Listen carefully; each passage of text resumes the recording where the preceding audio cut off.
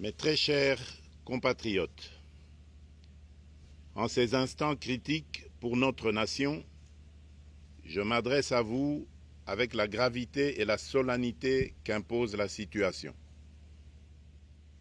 L'Est de notre pays, en particulier les provinces du Nord Kivu, du Sud Kivu et de l'Ituri, fait face à une aggravation sans précédent de la situation sécuritaire. Les forces de défense du Rwanda, en soutien de leurs marionnettes du M23, poursuivent leur entreprise terroriste sur notre territoire, semant la terreur et la désolation parmi nos populations. Je partage avec vous la douleur et l'indignation face à ces attaques barbares. Ces actes ne sont pas seulement une attaque contre la République, mais une offense à l'histoire et à la dignité de notre peuple. En ces moments difficiles, je vous appelle à la résilience et surtout à la résistance. Face à cette situation, permettez-moi de vous rassurer. Une riposte vigoureuse et coordonnée contre ces terroristes et leurs parrains est en cours. Nos vaillantes forces armées de la République démocratique du Congo, symboles de courage et de patriotisme, sont pleinement mobilisées, prêtes à défendre chaque centimètre de notre territoire. J'ai personnellement convoqué et présidé des réunions de crise avec une équipe restreinte du gouvernement, le haut commandement militaire ainsi qu'une réunion interinstitutionnelle afin d'évaluer les récents développements de la situation et de lever les options pour repousser les agresseurs et reconquérir chaque parcelle de notre territoire. À cet effet, j'ai nommé ce 28 janvier le général-major Évariste Somo Kakule au poste de gouverneur militaire du Nord Kivu pour renforcer la coordination des opérations militaires et restaurer l'autorité de l'État. Parallèlement, nous avons engagé d'importantes démarches diplomatiques, notamment au sein du Conseil de sécurité des Nations Unies, ainsi que dans le cadre du processus de paix de Luanda, auquel nous restons pleinement engagés malgré les obstacles. Nous privilégions la voie du dialogue, mais toujours avec lucidité, tout en restant fermement résolus à défendre notre territoire et notre souveraineté par tous les moyens nécessaires. Mais ce combat n'est pas seulement celui des FARDC. C'est le combat de tout un peuple, le combat de notre identité congolaise, afin de léguer aux générations futures un pays prospère et en paix. À tous nos compatriotes, dans chaque province, chaque ville, chaque territoire et chaque village, ainsi que ceux de la diaspora, sans distinction d'appartenance ethnique ou politique, unissons nos efforts. Apportons un soutien indéfectible, moral et matériel à nos vaillants soldats. Mobilisons-nous comme un seul homme pour défendre notre souveraineté et sauvegarder notre intégrité territoriale. Je suis pleinement conscient des souffrances de nos compatriotes qui fuient les hostilités. Le gouvernement est instruit d'activer le plan d'urgence humanitaire pour venir en aide aux déplacés. À vous, habitants de Goma et des environs, je ressens profondément votre douleur qui est aussi la mienne. Elle traverse nos cœurs et nos âmes en tant que fils et filles d'une même patrie. Mais face à cette épreuve, je vous exhorte à puiser dans cette force intérieure qui fait la grandeur du peuple congolais. Résistez avec courage. Faites preuve de vigilance constante et gardez votre calme malgré l'adversité.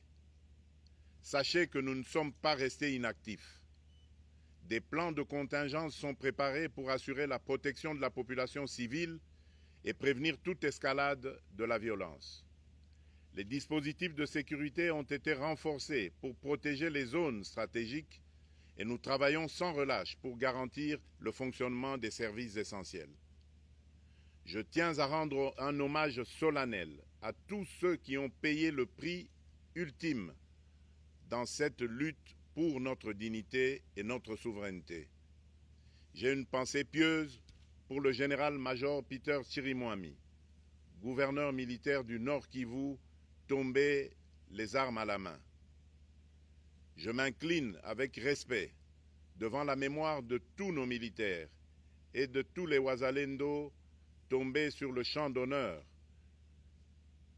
Je pense aussi aux soldats de la mission de la communauté de développement d'Afrique australe, la SAMI DRC, qui combattent à nos côtés, aux casques bleus de la MONUSCO qui ont sacrifié leur vie pour la paix, ainsi qu'aux innombrables civils victimes de la barbarie ennemie. Leur courage et leur sacrifice ne seront jamais oubliés. Et nous portons leur flambeau avec la ferme détermination d'achever leur noble combat.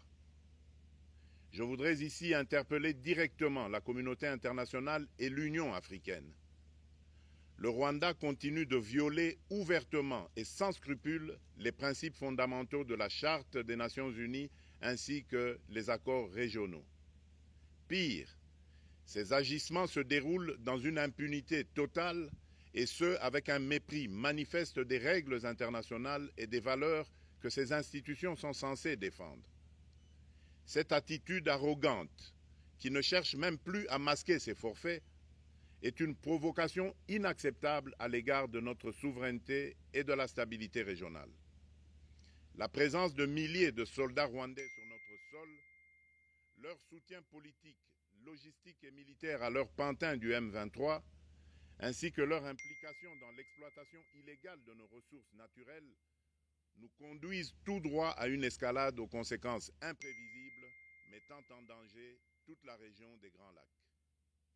Votre silence et votre inaction face à la barbarie du régime de Kigali et aux atrocités perpétrées par ses supplétifs sur notre territoire constituent un affront non seulement à la République démocratique du Congo, mais également aux valeurs universelles de justice et de paix. Le peuple congolais prend acte de cette passivité qui frôle la complicité. Soyez sûrs d'une chose, la République démocratique du Congo ne se laissera pas humilier ni écraser. Nous nous battrons et nous triompherons. Congolaises et Congolais, l'heure est certainement grave, mais notre détermination est encore plus inébranlable. Ce moment critique nous offre l'opportunité de montrer au monde ce qui fait notre force, c'est-à-dire notre unité sans laquelle tous nos efforts seraient vains. Je vous appelle à être vigilants, mais à ne pas céder à la haine, aux divisions ou à la violence. Je condamne avec la plus grande fermeté les actes de vandalisme et de pillage qui ont visé certaines missions diplomatiques accréditées en République démocratique du Congo, ainsi que des intérêts privés dans la ville de Kinshasa. Ces comportements irresponsables dénaturent l'expression saine de notre colère face à l'agression barbare nous imposée et jettent une ombre sur les manifestations pacifiques de soutien à nos vaillantes forces armées qui luttent avec courage et abnégation pour défendre notre souveraineté. Notre engagement doit rester ferme et discipliné. Nous gagnerons cette guerre par notre unité, notre courage et notre sens de responsabilité, et non par la violence aveugle et par l'anarchie. Cette victoire ne sera possible que si chaque Congolais, où qu'il soit, prend toute la mesure du combat qui est le nôtre. J'appelle donc la nation entière, hommes et femmes, jeunes et vieux, acteurs politiques, opérateurs économiques, membres de la société civile, confessions religieuses, artistes et sportifs à se mobiliser, à faire bloc derrière nos vaillantes forces armées et à contribuer chacun à son niveau à l'effort de guerre. J'ai instruit le gouvernement de mettre en place des mesures rigoureuses de réduction du train de vie des institutions et de leurs animateurs afin que les ressources ainsi économisées soient directement réorientées vers le soutien à nos forces armées. Dans cet effort national, j'en appelle également à la responsabilité du secteur privé qui est invité à contribuer activement à cette cause commune. Nos soldats se battent avec héroïsme pour la défense de notre intégrité territoriale et de notre souveraineté. Ils ont besoin de notre soutien total, qu'il soit moral, matériel ou logistique. À la jeunesse congolaise, pilier et espoir de notre nation, je vous exhorte à répondre massivement à l'appel de la patrie. Le moment est venu de vous lever, de mettre votre énergie et votre créativité au service de la nation. Nous devons renforcer nos rangs et chaque jeune Congolais prêt à défendre son pays a une place au sein de nos forces armées. Enrôlez-vous massivement dans l'armée. Vous êtes le fer de lance de notre projet et votre mobilisation est déterminante pour la victoire finale. Aux braves populations du Nord Kivu, du Sud Kivu et de l'Ituri, vous êtes le symbole de la résilience congolaise, une source d'inspiration pour toute la nation. Vous n'êtes pas seuls dans cette épreuve. La République tout entière se tient à vos côtés, unis dans l'espoir et la lutte. Ensemble, nous ferons face et surmonterons cette épreuve. À nos vaillantes forces armées et aux vaillants patriotes Ouazalendo, véritables sentinelles de la souveraineté nationale, je rends un hommage appuyé et vous exprime au nom de toute la République notre reconnaissance infinie et notre fierté inébranlable.